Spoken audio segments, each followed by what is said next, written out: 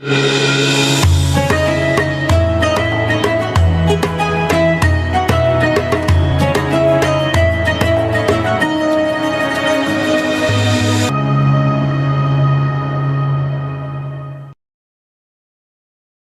kedua, segala yang datang dari Allah itu tidak mungkin buruk.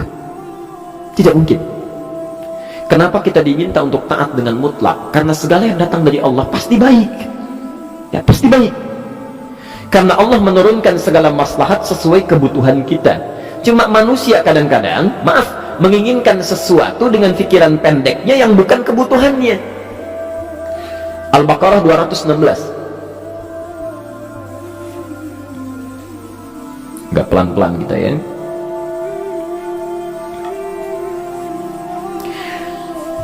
Bapak Ibu kalau diminta milih, pilih motor, pilih mobil. Pak, pilih motor, pilih mobil. Kalau sebagai manusia biasa pilih motor, keterlaluan itu. Umumnya akan memilih mobil. Akan memilih mobil umumnya. Tapi kadang-kadang kita menginginkan sesuatu yang tinggi, menurut Allah itu bukan kebutuhan kamu. Kebutuhan kamu itu motor. Ya. Keperluan kamu motor. Kalau kamu punya mobil, sulit nantinya. Gangnya sempit, mesti bikin garasi, anggaran bertambah, dipikirin juga. Capek. Sudah, motor saja, terbebas dari banyak kemacetan. Mampu diurai, tidak banyak dipikirkan. Pelan-pelan. Turun ayat, kutiba alaikumul qitalu wa huwa kurhul lakum. Ya. Diwajibkan atas kalian berperang. Dulu orang diminta jihad gelisah, ya, gelisah. Nah, kalau ada perintah Allah yang melahirkan kegelisahan, ini maknanya, ya, tidak harus dalam konteks jihad yang fisik, ya. Jihad, melawan hawa nafsu kita, jihad melawan pikiran kita, jihad melawan prasangka buruk kita. Kadang-kadang ada keinginan kita yang kita inginkan menurut Allah itu belum baik untuk kita. Nah, sifat manusia ketika diberikan oleh Allah keputusan yang terbaik, kadang-kadang ada sifat dalam hatinya gejolak, belum bisa menerima, ya. Ada gejolak di hatinya. Dalam keadaan demikian kata Quran, kutiba alaikumul qital. Kalau anda merasakan sesuatu sedang ada gejolak di jiwa, sulit menerima ketetapan Allah, maka perangi perasaan-perasaan buruk itu. Wa huwa kurhul lakum, walaupun itu sulit. Walaupun itu sulit. Jangan berprasangka buruk dulu pada Allah. Ayat yang indahnya, perhatikan kalimatnya. Asa an takrahu syai'an fahuwa khairul lakum. Boleh jadi anda tidak menyukai sesuatu, di balik itu ada kebaikan-kebaikan besar yang Allah sedang rencanakan, ya. Karena pikiran kita pendek, maunya sekarang saja. Tapi subhanallah, Allah sangat panjang, tidak ada batasnya. Allah memberikan maslahat sampai kamu meninggal, ini maslahatnya. Kamu berpikir sekarang saja. Wa asa an tuhibbu syai'an wa huwa syarrul lakum. Sedangkan boleh jadi di balik yang kita sukai ada keburukan yang sedang menunggu kita di depan ini, kamu tidak tahu, ya. Apa logikanya? Wallahu ya'lamu, Allah tahu masa depan yang akan terjadi menimpa kita, wa antum la ta'lamun, sedangkan kalian tidak bisa membaca masa depan, ya. Saya punya adik perempuan datang lalu meminta doa. Kak, saya ingin tes katanya, ya, di salah satu bank. Kemudian sudah pada tahap akhir yang menurut hitung-hitungan manusia dan perkiraannya insya Allah lulus, karena tidak ada alasan apa-apa lagi untuk tidak meluluskan. Baik, bismillah, kita berdoa. Tapi doa kita seperti dibimbing oleh Quran, tidak minta dunia saja, ya. Jadi dunia baik, Al-Baqarah 201, Rabbana atina fid dunya wa fil akhirah, ya. Dunia minta baik, akhirat minta baik. Tapi aturan dunia dan akhirat ini jangan disebandingkan, rugi. Dunia itu kecil, ya, akhirat lebih besar. Dunia itu kecil, makanya diatur di Al-Qasas, ya, ayat 77 sampai 78 itu aturannya, wabtaghi fima atakallahu daral akhirah wala tansa nasibaka minad dunya. Minta seluas-luasnya akhirat, tapi dunia jangan berlebihan, ya. Sekedar mencukupi kebutuhan kita saja, ya. Pakaian, Bapak Ibu sekalian, ya, kita beli pakaian sesuai kebutuhan saja, jangan berlebihan, ya. Cukup ketika kita akan sholat, layak, indah dalam pandangan Allah. Ketika kita akan bermuamalah, bagus, tidak mengecewakan orang lain, sudah. Maka waktu selebihnya, ketika kita mencari sesuai kebutuhan, waktu selebihnya bisa digunakan untuk memperbanyak ibadah. Tidak banyak energi terbuang, uang juga terbuang, tenaga juga terbuang. Bayangkan kalau keinginannya macam-macam.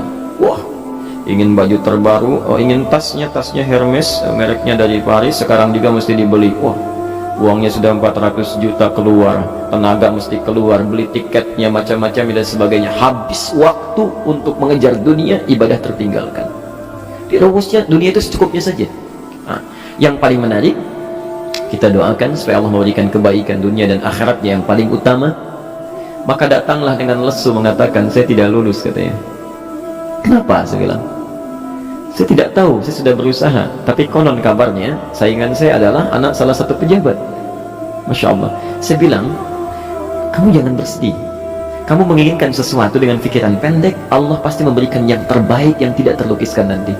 Subhanallah. Bahkan beberapa hari setelah itu muncul berita, ternyata dia diterima di bank syariah.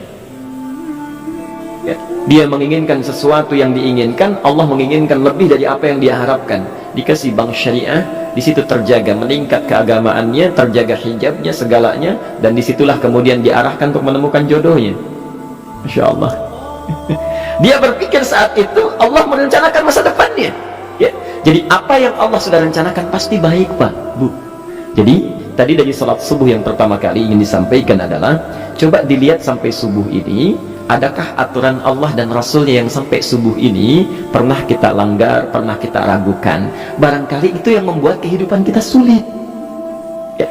Allah, Rasul membuat aturan, dan ada 4 tipikal orang, ya, 4 tipikal orang bila dihubungkan dengan aturan yang Allah dan Rasul sudah buat itu. Satu, ada yang ikut aturan. Maka orang seperti ini, kata Quran, yuridullahu bikumul yusra wala yuridu bikumul usra. Al-Baqarah 185. Allah menginginkan kemudahan, tidak menghendaki kesulitan dalam hidupmu. Ya. Maka dibuat aturan, yang ikut aturan Allah pasti mudah hidupnya. Ya, pasti mudah hidupnya. Ya. Rizkinya mudah, hidupnya mudah, nyaman, enak. Ya. Satu, ada yang ikut aturan. Yang kedua, ada yang keluar aturan. Ya. Ini pasti repot. Pasti repot. Di awal-awal seperti menyenangkan, ujung-ujungnya repot. Allah bilang, jujur, jangan berdusta. Kalau dusta celaka. Wailul lil mukadzibin. Celaka bagi para pendusta. Dia keluar aturan, dia berdusta. Awal-awal memang nikmat. Besok. Ya.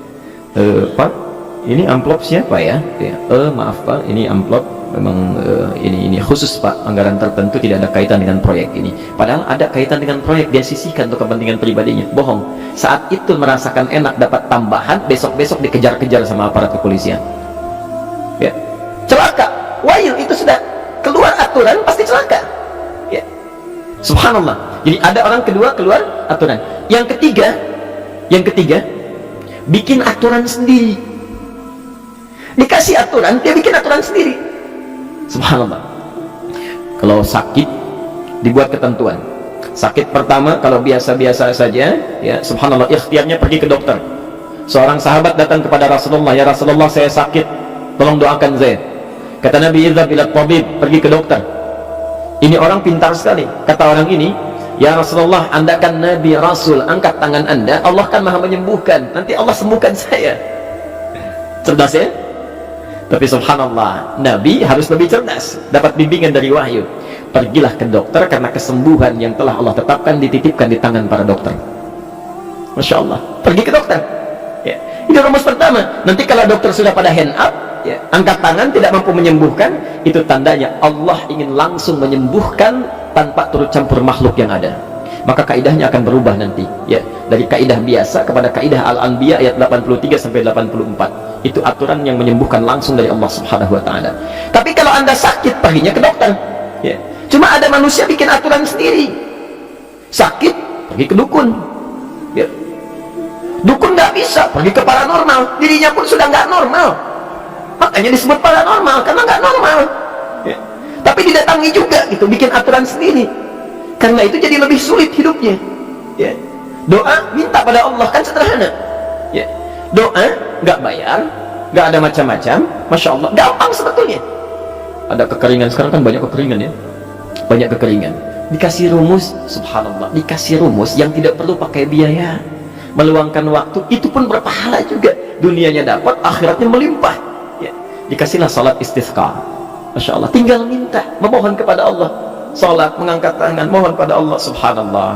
Manusia tidak bikin aturan sendiri. Oh, digarami saja. Orang garamin sayur, dia garamin awan. Cari biaya miliaran, terbang pakai pesawat. Kalau Allah tidak berkehendak, ya sudah. Ya, ayo silahkan. Berapa biaya yang mau kamu kumpulkan? Tenaga yang kamu kumpulkan, silahkan aja. Ya, yang ini hujan, bikin kering lagi di sana. Sana hujan, bikin kering lagi di sana. Mau sampai kapan? Ya, dikasih yang gratis tinggal muncul. Cuma manusia bikin aturan sendiri, ya susah hidupnya. Itu yang ketiga. Yang keempat, ada orang nggak mau diatur. Allah bikin aturan, dia nggak mau diatur. Ya, masya Allah. Ini yang luar biasa. Inilah yang fasik. Fasik itu keluar dari aturan, menyimpang, tidak mau diatur dia. Ya, tidak mau diatur. Karena itu Bapak Ibu sekalian, dari ayat yang pertama ini, ya, mari kita evaluasi sampai dengan hari ini subuh. Dari ayatnya memang sederhana, singkat, padat, cuma satu ayat, tapi meminta kita untuk melihat, sudahkah sampai hari ini taat pada Allah dan Rasulnya.